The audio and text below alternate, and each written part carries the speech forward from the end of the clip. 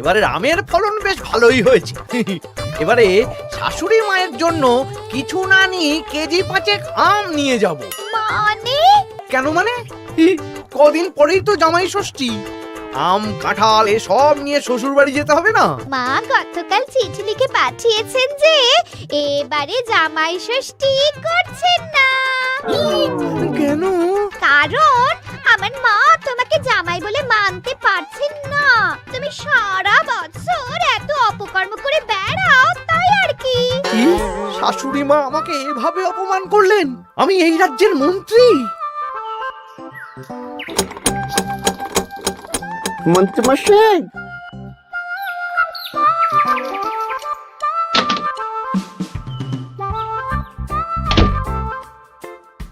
মন্ত্রীমশাই, কানাঘুষে খবর পেলাম গোপাল এবার ওর জামাইকে গলদা চিংড়ি ইলিশ মাছ দুটোই খাবে। বলিস কি রে? গোপালের বাড়িতে জামাই ষষ্ঠীতে হই হুল্লোড় হবে, খাওয়া দাওয়া হবে, আর আমি সেদিন বাড়িতে বসে আঙ্গুল কামড়াবো। ইস! তাহলে গোপালের হই হুল্লোড় ভেস্তে দিন। ঠিক বলেছিস। শোন, দুটো চিঠি লিখতে হবে, মানে ভালো কাউকে দিয়ে লেখাতে হবে। কি চিঠি? একটা চিঠি লেখা হবে গোপালের জামাইকে, আর আরেকটা চিঠি লেখা হবে গোপালকে। চিঠিতে কি লেখা থাকবে মন্ত্রী মশাই? গোপালকে যে চিঠিটা পাঠানো হবে সেটাতে লেখা থাকবে জামাই ঘুরতে যাবে বলে এবছর জামাই ষষ্ঠীতে তারা আসতে পারবে না। আর জামাইকে যেটা পাঠানো হবে সেটাতে লেখা থাকবে গোপাল এবার রাজবাড়ির কাছে খুব ব্যস্ত, তাই জামাই ষষ্ঠীতে কোনো আচার অনুষ্ঠান করতে পারবে না, তাই এবারে জামাই ষষ্ঠী হবে না, তাই তো? একদম তাই। তোরা এই চিঠি পাঠানোর ব্যবস্থা কর।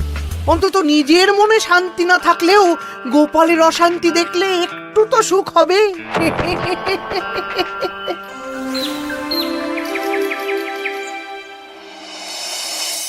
আমরা জামাই ষষ্ঠীতে আসতে পারবো না বলে কার চিঠি পড়ছো গো? আমাদের জামাই লিখে পাঠিয়েছে গো, এবারে ওরা আসতে পারবে না। ওরা নাকি বাইরে কোথায় ঘুরতে যাচ্ছে। বলো কি? সারা বছর একটা দিন একটু জামাই আদর করার সুযোগ পাই, এবারে সেটা হবে না? আমিও তো তাই ভাবছি গিন্নি, জামাই বাবা জীবন ঘুরতে যাওয়ার আর সময় পেল না। আমার মনটা খুব খারাপ লাগছে গো। আমি কিভাবে জামাই আদর করবো গো?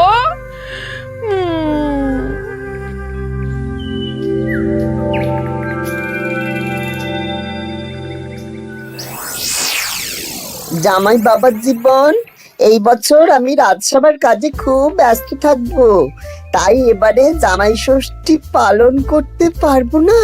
তোমাকে আর মিনুকে পরে একদিন খাইয়ে দেব। আমার আশীর্বাদ নিও, ভালো থেকো। ইতি তোমার বাবা শ্বশুর গোপাল। হ্যাঁ, এই তুমি কার চিঠি পড়ছো গো? তোমার বাবার চিঠি গো। কি লিখেছে গো চিঠিতে? এবারে জামাই ষষ্ঠী হবে না, আমার খাওয়াও হবে না। হ্যাঁ নয় হ্যাঁ, দূর ভাল লাগে না।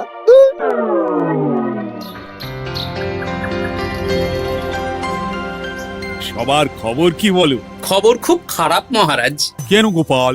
কত আশা করেছিলাম এবার একটু জাঁক জমক করে হই হই করে জামাই ষষ্ঠী পালন করব, কিন্তু সেটা এবারে আর হবে না। কেন গো গোপাল, তোমার কাজে কে আবার বাধা দিল? জামাইকে ডাকো, খাওয়াও, সেদিন রাজসভা ছুটি থাকবে, কোনো চিন্তা নেই। যদি জামাই না আসে তাহলে জামাই ষষ্ঠী কি করে হবে মহারাজ? হ্যাঁ, জামাই ছাড়া জামাই ষষ্ঠী? না না না, তা কি করে হবে? আমি বিয়েই করিনি, তাই আমার এই জামাই ষষ্ঠী সপ্তমী কিছুই নেই।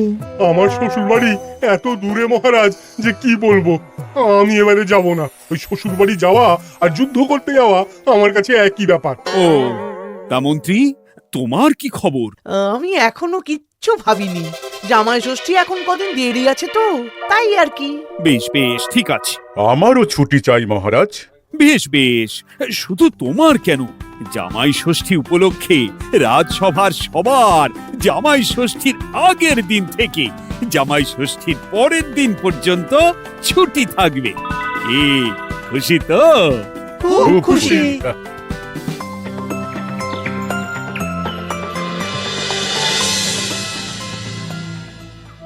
এ কি গো গিন্নি, আজ শুধু আলু সেদ্ধ আর ভাত। আমার মনটা ভালো নেই। তোমার ইচ্ছে হলে তুমি নিজে রান্না করে খাওগে যাও। তা তোমার আবার কি হলো? কি হলে তুমি জানো না বুঝি? আমাদের জামাই আসবে না। প্রত্যেক বছর উপোস করে থাকি, জামাই বাবা জীবনকে খাওয়ায়। জামাইকে খাওয়ানো কত কত পুণ্যের কাজ। ও এই ব্যাপার, তুমি খাওয়াতে চাও তো? শোনো গিন্নি, আমার মাথায় একটা বুদ্ধি এসেছে। এতে তোমারও পুণ্য লাভ হবে। কি বুদ্ধি শুনি? আমাদের রাজ্যের বেশ কয়েকজন জামাইকে খাওয়ালে কেমন হয়? মানে যারা ধরো জামাই ষষ্ঠীতে শ্বশুর বাড়িতে যেতে পারবে না। মানে মানে এই যে ধরো না, আমাদের সেনাপতি তো দূরে শ্বশুর বাড়ি বলে এবছর যাবে না। ওকে বা ওর মতন আর কয়েকজনকে যদি জামাই ষষ্ঠীর দিন আমরা খাওয়াই, তাহলে কেমন হয় গিন্নি? তাহলে তো বেশ ভালোই হয় গো। এই বছর আমাদের নিজেদের এক জামাইকে না খাওয়াই, অনেক জামাইকে একসাথে খাওয়াবো। হ্যাঁ বেশ, তাহলে তুমি গ্রামে কয়েকজন জামাই খোঁজো। ঠিক আছে গো, ঠিক আছে। আমি আজ বিকেলে দেখছি।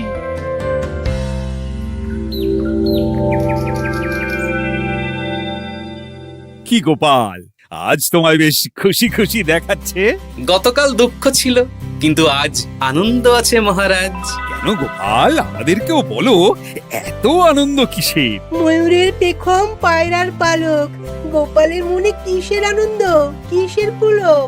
আমি ভেবেছি এই বছর জামাই ষষ্ঠীতে একটা না, অনেক কটা জামাইকে আমার বাড়িতে খাওয়াবো। এ কি গোপাল, আমরা যতদূর জানি তোমার তো একটাই মেয়ে আর একটাই জামাই, তাহলে অনেক কটা জামাইকে কি করে খাওয়াবে শুনি? এই তো যারা ধরুন কোনো কারণে শ্বশুর বাড়ি যেতে পারবে না, তাদেরকে নিমন্ত্রণ করে খাওয়াবো। আর আমার গিন্নি ভালো মন্দ রান্না করবে। হ্যাঁ সেনাপতি, তুমি তো এবছর শ্বশুর বাড়ি যেতে পারবে না, তাই এক কাজ করো, জামাই ষষ্ঠীর দিন দুপুরবেলা আমার বাড়িতে তোমার গিন্নিকে নিয়ে চলে এসো। দুপুরবেলা তোমাদের দুজনের নিমন্ত্রণ রইল। হ্যাঁ সত্যি? হ্যাঁ গো সেনাপতি, সত্যি। কি মজা! হ্যাঁ, আমার গিন্নিটারও মন খারাপ ছিল, আর কিছু বলবে না। বেটা গোপাল কিছু না কিছু একটা উপায় বের করে ফেলবে। আমার একটাও পরিকল্পনা সফল হয় না। দূর দূর। তা গোপাল, কতজনের আয়োজন করছো তুমি? এখনো হিসেব করিনি মহারাজ, সে যা হবে দেখা যাবে। আমার গিন্নি যেমন রান্না করতে ভালোবাসে, তেমন খাওয়াতেও ভালোবাসে। খাওয়াও খাওয়াও, প্রাণ ভরে খাওয়াও।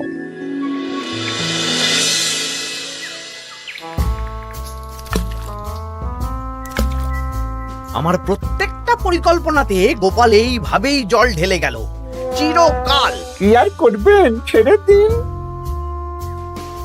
ও আপনার চিরশত্রুই থাকবে। না না না না না, ছাড়া যাবে না। তোরা বুঝতে পারছিস না, এইভাবে গোপাল গণজামাই ভোজন করিয়ে কত মান সম্মান বাড়িয়ে নেবে। হ্যাঁ, আপনার কুটবুদ্ধি আর গোপালের শ্রীবৃদ্ধি হবে। একদম বাজে কথা বলবি না। মাঝে মাঝে বুঝতেই পারি না তোরা কার দলে। একেবারে আপনার দলে। আমাদের উপরে খাপ্পা হবেন না, আমরা গোপালকেই ধাপ্পা দেব। বেশ বেশ, শোন তাহলে, গোপাল যখন এত লোকজনকে খাওয়াবে, তখন নিশ্চয়ই বাজার দোকান ভালোই করবে। হ্যাঁ, তা তো করবেই। গোপাল তো আর নিজের ঘরের ভিতরে চাষ করেন না, সবই বাজার দোকান থেকেই কিনতে হবে। তোরা আজ থেকেই সব দোকানে দোকানে খোঁজ নিতে শুরু করে দে, গোপাল কোথায় কি কি বায়না করছে। আচ্ছা, তারপর ওই মালপত্র বাজার দোকান থেকে আর গোপালের বাড়িতে যেন না পৌঁছয়, সেই ব্যবস্থাটা করতে হবে। মানে বলতে চাইছেন গোপাল বাজার দোকান থেকে বড় কিছু নিয়ে বাড়ি ঢোকার আগেই সেটা ওর হাত থেকে ছিনতাই করতে হবে, তাই তো? একদম তাই। যা, এক্ষুনি সব দোকানে দোকানে খোঁজ নেওয়া শুরু কর। ঠিক আছে মন্ত্রী মশাই।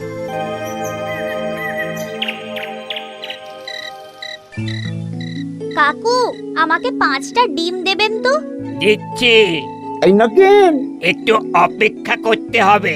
আরে আমি একটা কথা জিজ্ঞাসা করতে এসেছি। কি কথা?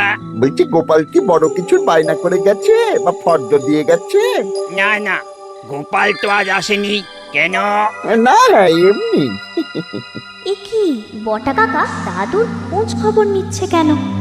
ব্যাপারটা দাদুকে জানাতে হবে। এই নে 5টা ডিম।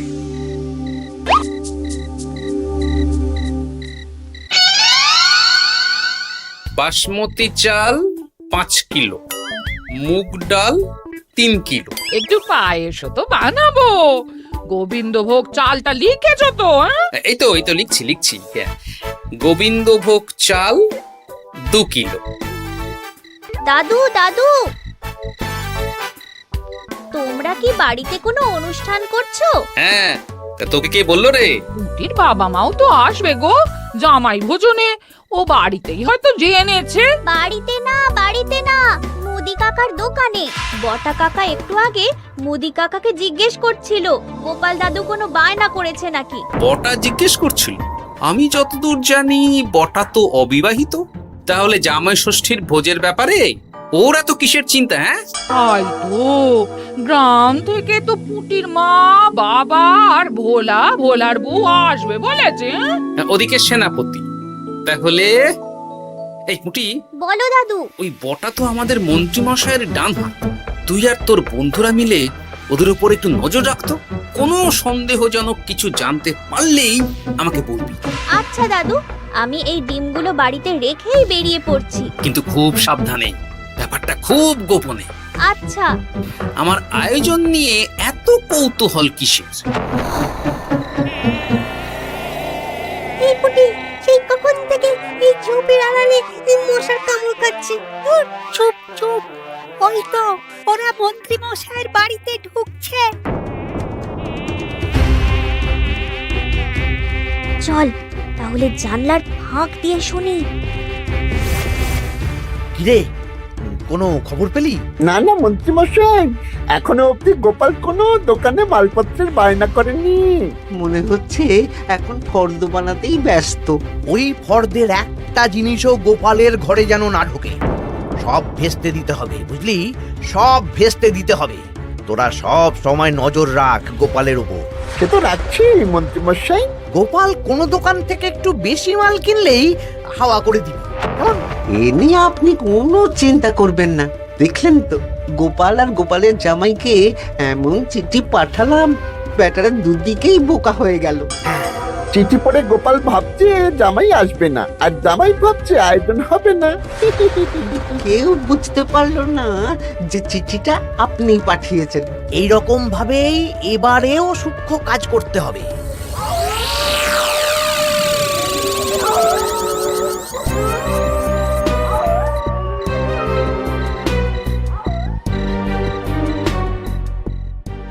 দাদু দাদু, খবর পেয়েছি। কি খবর রে? খবর মানে একেবারে গরম খবর। আরে কি শুনলি সেটা বলবি তো। বটা কাকা আর ঘটা কাকা এখনো অব্দি গোপাল কোনো দোকানে মালপত্রের বায়না করেনি। গোপাল কোনো দোকান থেকে একটু বেশি মাল কিনলেই হাওয়া করে দিবি। দেখলেন তো, গোপাল আর গোপালের জামাইকে এমন চিঠি পাঠালাম, ব্যাটারা দুদিকেই বোকা হয়ে গেল।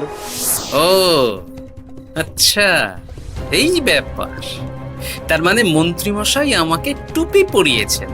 সাবাস বাচ্চারা, সাবাস। তাহলে আমাদের এবার দাদু খাওয়াবে তো? নিশ্চয়ই।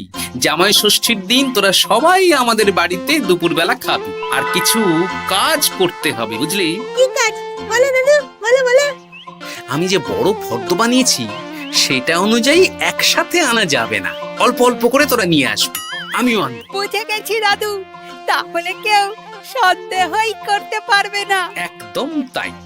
এবার দেখি কাউকে একটা পাঠিয়ে জামাইকে নিয়ে আসতে হবে। হয়তো জামাই আমাকে ভুল বুঝেছে।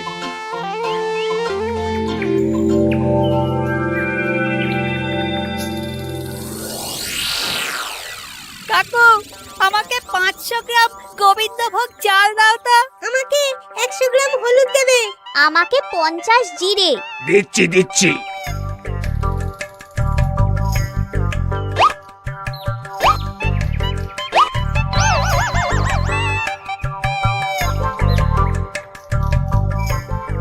আরে ওই তো গোপাল। ভাইয়া, আমাকে 200 গ্রাম সর্ষের তেল দাও তো। দিচ্ছি গোপাল দাদা, দিচ্ছি।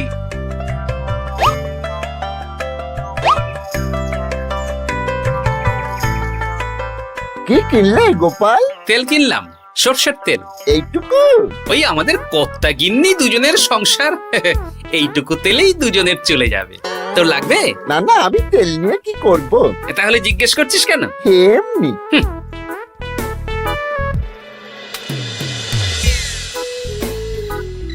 গোপাল এখনো কোনো দোকানে বায়না করলো না? না না, শুধু একবার 200 গ্রাম সর্ষের তেল কিনলো আর বিকেলে 250 গ্রাম গোবিন্দভোগ চাল। যাব বাবা, এই জামাই ষষ্ঠী তো চলে এলো, তাহলে কেনাকাটা কবে করবি? সেটাই তো বুঝতে পারছি না। আমি তো বাজারের দিকে নজর রাখছিলাম, দেখি গোপাল মাত্র 1 কেজি আলু আর 500 গ্রাম পেঁয়াজ নিয়ে বাড়ি চলে গেল। এই তো মহা মুশকিল হলো। আহা, তোরা 2-3 দিন পর একবার গোপালের বাড়িতে নজর দিস তো। ঠিক আছে।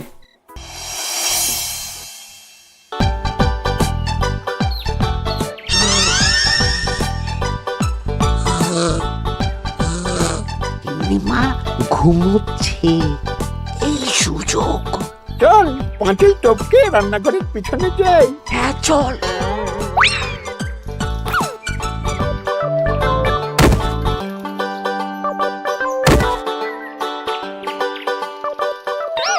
ঘটা, গোপালের রান্নাঘরে দেখ, এ তো ভরপুর জিনিস, ফল, মুদিখানা, কাঁচা সবজি সব ঝুড়ি ঝুড়ি। তাই তো, চল চল চল। বলিস কি, গোপাল এত জিনিস কি করে আনলো? সেটাই তো বুঝতে পারছি না। এ কি আমার ওপর দিয়ে বেরিয়ে গেল? শোন, মাছ মাংস আর দই মিষ্টি তো দিনের দিন কিনতেই হবে, ওগুলো যেন গোপালের বাড়িতে না পৌঁছায়। ওটা আমরা দেখে নিচ্ছি। একদম বিড়ালের মতন ওত পেতে বসে থাকবো, সুযোগ পেলেই ছো মারবো। বিড়াল না, বাঘ হতে হবে।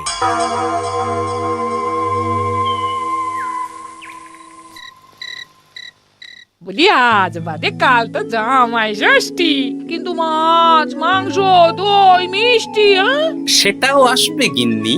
তার জন্য সুরক্ষার বন্দোবস্ত করেছি সেনাপতি আর 2 জন প্রহরীকে দিয়ে।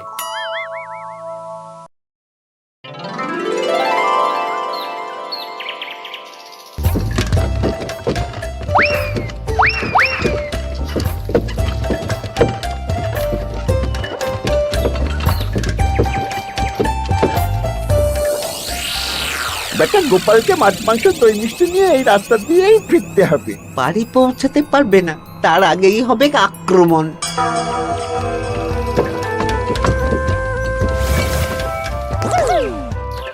এই গাড়ি থামাও, গাড়ি থামাও। কি হলো গো? ও গোপাল দাদা, সামনে ডাকাত। 7 সকালে ডাকাত? মনে হয় খুব বোকা ডাকাত। এই গাড়িতে যা যা আছে এক্ষুনি সব আমাদের দিয়ে দাও। নইলে খেচাং ফু। গলাটা তো বটা ঘটা। কিরে, তোরা মুখে কাপড় চাপা দিয়ে ডাকাতির অনুশীলন করছিস?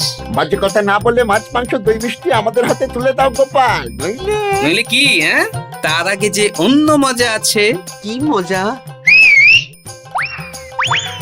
কিরে, তাল পাতা সেপাই হয়ে ডাকাতি করছিস? এই সেরেছে সেনাপতি। চল বেটা, আজ তোদের জবাই হবে। ওরে বাবারে, আমাদের ছেড়ে দাও। সেনাপতি, এক কাজ কর, ওদের আমাদের সাথে নিয়ে চলো। বাড়িতে কাজের লোকের অভাব আছে কিনা। সেটাই ভালো হবে, চলো চলো।